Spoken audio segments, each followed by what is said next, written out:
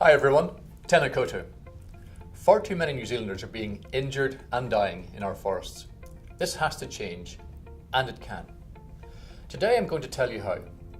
I'm George Adams. I'm chairman of the independent panel that's been reviewing forestry safety.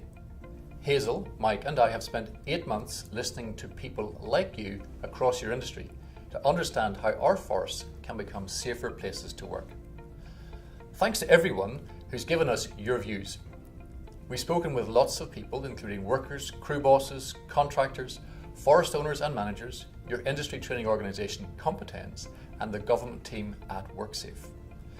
We've also visited some forestry regions and some sites to see the challenges workers face firsthand. We've dug below the surface to really understand how your industry works. That's meant looking at the forestry industry as a connected whole and not a set of parts, and looking beyond individual accidents. We've learned that forestry is a complex industry. There's no single reason for the tragic fatalities and injuries. Clear themes have emerged, and there's strong agreement about the steps needed to fix the problems. We all want to set high standards for everyone. There are some great examples of people who are getting things right. Our report identifies 5 key steps that need to be taken quickly to get our forestry workers home safely each night.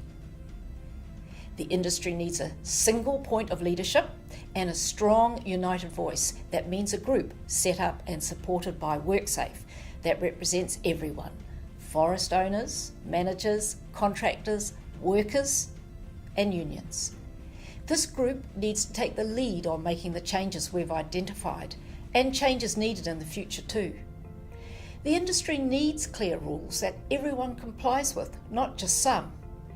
That means regulations that set competency standards for safety critical roles like tree fellers, and protocols for things like when to stop work in bad weather and how to manage fatigue.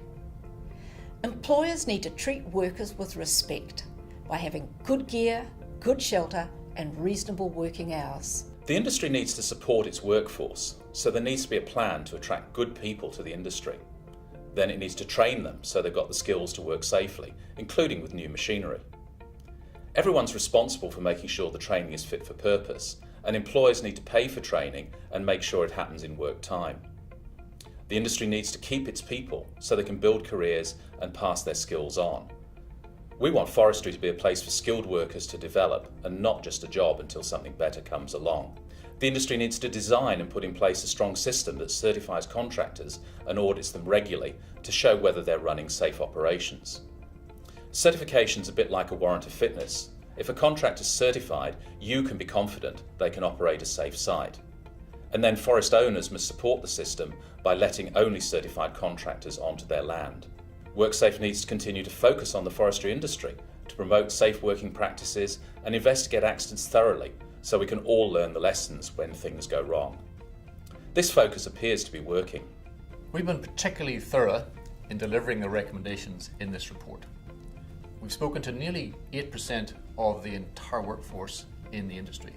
I have a high degree of confidence that if the recommendations are followed that this report makes, we can turn the forestry industry in New Zealand into a world leader on safety and productivity. But that's going to need everybody to play their part. And I would urge you to read the report and to make sure that whether you're a worker, a crew boss, a forest owner, whatever, that you play your part in delivering the recommendations of this report.